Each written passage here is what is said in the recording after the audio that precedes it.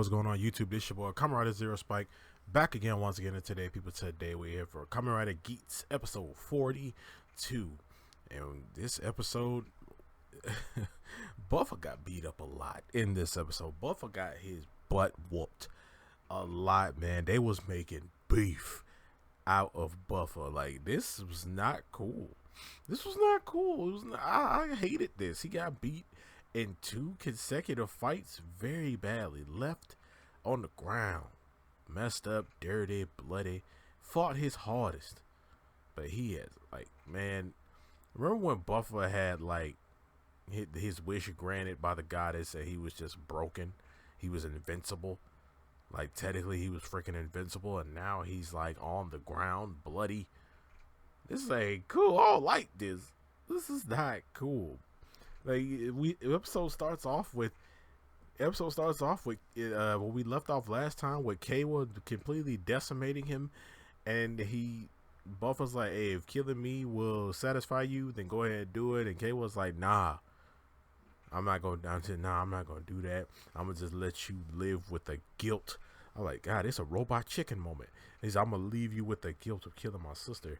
And it's just like, that's so messed up. And Kay was still trying to get his ideal world. And we see that he has captured Sumire.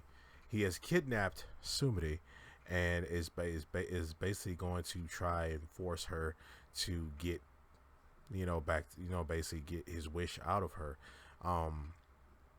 He wants to get his wish out of her. That's when we see that boy Jit. And I'm like, his name is Jit. The new game master is Jit. And Jit was like congratulating him, like, yeah, I knew. He's like, yeah, I knew Kiketa's influence will steer you in the right direction. And he's like, all right. He's like, well, Kayla sparked up a deal with him, telling him that, hey, I'll have a deal. I'll, hand her over to you, but I need her to grant my wish first. And you can have your ideal. You can make her to a goddess. I don't really care, but I'm just gonna need my wish granted. And then he literally says, go ahead. So he tries to get Sumire to grant his wish, but Sumire really can't, isn't a full goddess yet. So she doesn't have she's on the cusp, but she doesn't have those phenomenal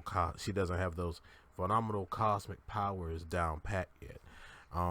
So he ends up keeping her there, but we also saw how Buffer gets beat up again because he's trying to beat Daichi, which we find out that Buffer, we see a bunch of people in black hoods who have basically come to Daichi's side, essentially. I'm like, you people are stupid. And Daichi ends up infecting all these people with Jamatos, and infects all these people with Jamatos. That's when Buffer comes in. Buffer goes in and starts fighting a bunch of the Jamatos, and then he basically gets like a lot of information from Daichi. Daichi basically saying that he's created this giant tree of knowledge, he calls it, and this tree bears fruit. And when he eats that fruit, he's able to see every single memory of the person that is inside of the tree. And the tree is actually very freaking creepy. It's a big tall tree with human faces on it.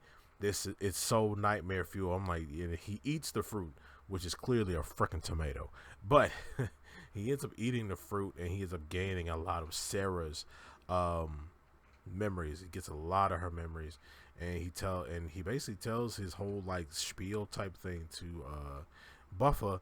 But that's when Kiketa and Bedaba show up, and he tries to fight Daichi, but that's when Bedaba and Kiketa show up, and they show off their new rider, air quotes, their new rider / Jamato forms.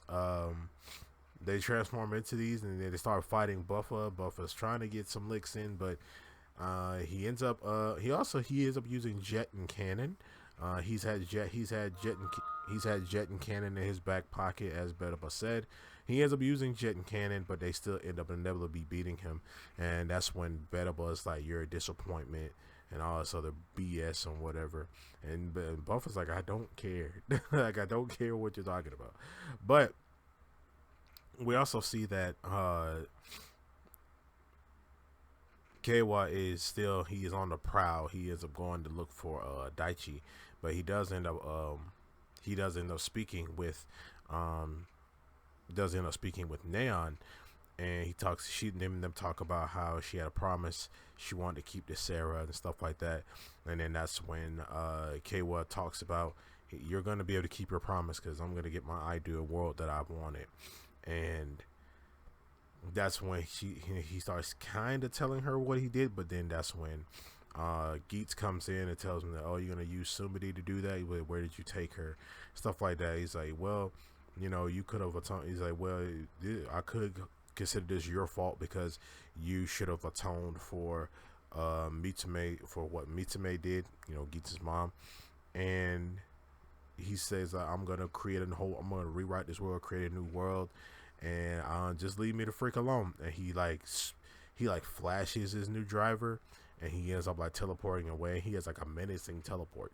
I've never seen someone have a teleport, sequence where they're doing it. They do. How do you teleport menacingly?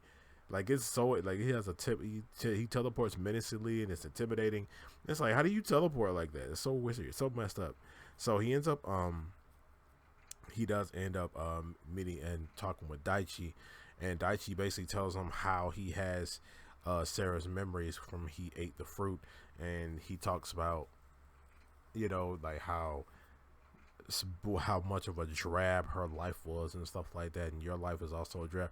I'm like, bro, like, this dude's sitting right here in front of you. You're talking to her brother who's on his villain arc right now, his anti-hero arc right now, and that's when he transforms into a Yamato and starts fighting Kayla. Kayla transforms and is utterly annihilating freaking Daichi, and Daichi's like, yeah. He's like, he screams out and says, hey, look, we were both played by Kikera, and by Kikera, he said, let's team up and we can take him out. Usually doing the whole Dr. Eggman, Dr. Wily type spiel that when he knows he's beaten, when he knows he's beaten, he tries to do some type of trick or voice of reason type crap. Kikera's watching the whole thing. He's watching all this. And he's like, seeing, one of my favorite people is has become a true Kamen Rider. I don't want to miss this. And while he's beating, and while Kayla is beating the crap out of Daichi, while he's in his giant like Yamato form, we see that Jit, they did end up capturing Sumidi, and Sumidi, they're now transforming Sumidi into a full-on goddess. And she's like turning to stone and stuff like that while she's transforming, while all this is happening. And while she's she's transforming into a goddess, they tell her that, hey, this was your whole thing, like this was what you were designed for. And she's trying to go past that design, and she tells herself that, hey, she remembers what Geats told her before about creating a whole new world. We're gonna do it together where everybody can be happy. She remembered that in her head, and she says, I still want to stand by Ace. And she breaks out of it as she ends up teleporting and taking Jit with her. This is when we see Kikera. Kikera's still watching Kayla beat the crap out of Daichi. Kayla is getting ready to kill Daichi, but then that's when we see some foxtails come in and grab the evil samurai raccoon man, and tells him that, hey, like, Geats is like, hey man, open your eyes. This is not who you are. You're not supposed to do this. Not who you are. He said, you're saving this filth. You're saving this trash individual. You saving him. And he was like, I'm going to create my own ideal world. And he ends up teleporting away again, menacingly. So he ends up teleporting away, and now we see that Geats is kind of shook by this, because he was like, this K was pretty strong. I can't wait to see this one-on-one fight. I'm ready for this. But we see that Kayla goes back to the little warehouse, abandoned building place that he was keeping Sumidi in. And we see that Jit's also there, and they end up also, Sumidi has like a whole new look now. She has long white hair, she has blue eyes now, like she has a whole white outfit. Like, they completely transformed her into a goddess, kind of mirroring what they did to how Mitsumi looked without the white hair, because Mitsumi still had her black hair. But so I'm like, why did Sumi's hair change? I don't know. She looks good at least, but I don't know. I don't know.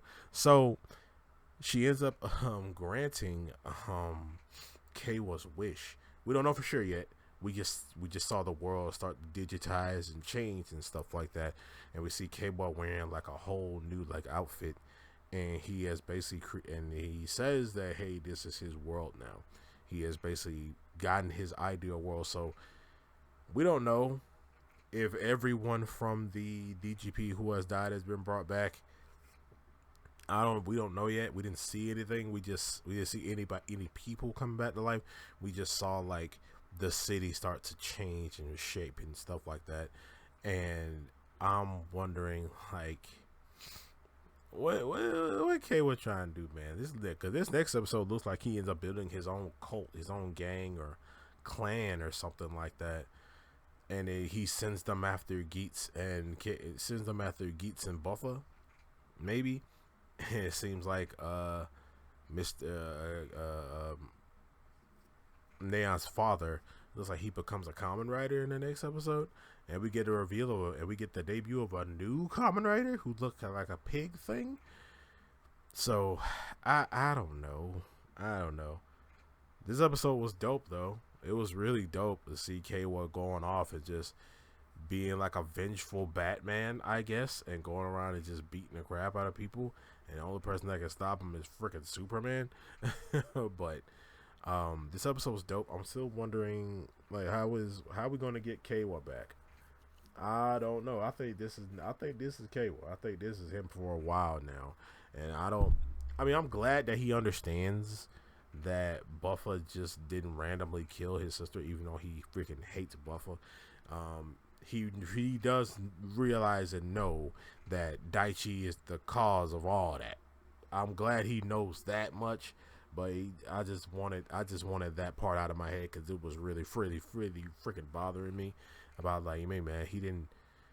I understand Buffa killed her. I understand Buffa killed your sister, and I also understand that Buffa kind of owned up to it. He was like, "Yeah, I killed her. I'm sorry." Yeah, he didn't apologize, but he's like, "Yeah, I killed her." But you know, it is what it is. So, but yeah, man. This episode was dope. I'm just wondering how far are we gonna take this evil Kayla thing, because we had to tell end of the series. How long we gonna take this evil Kayla thing before we bring Kayla back to his freaking senses? That's all I want to know.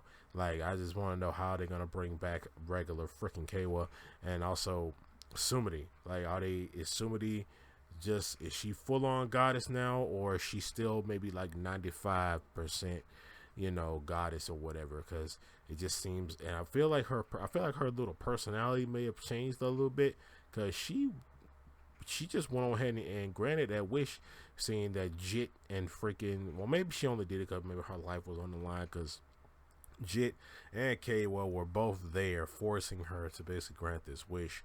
So I felt like they probably would have like beat either Jit probably would have just beat the crap out of her or hit her or something like that, because this guy is aggressive. But also in this episode we do see him wearing the Vision Driver. I think it was him. But yeah, we see him wearing the Vision Driver.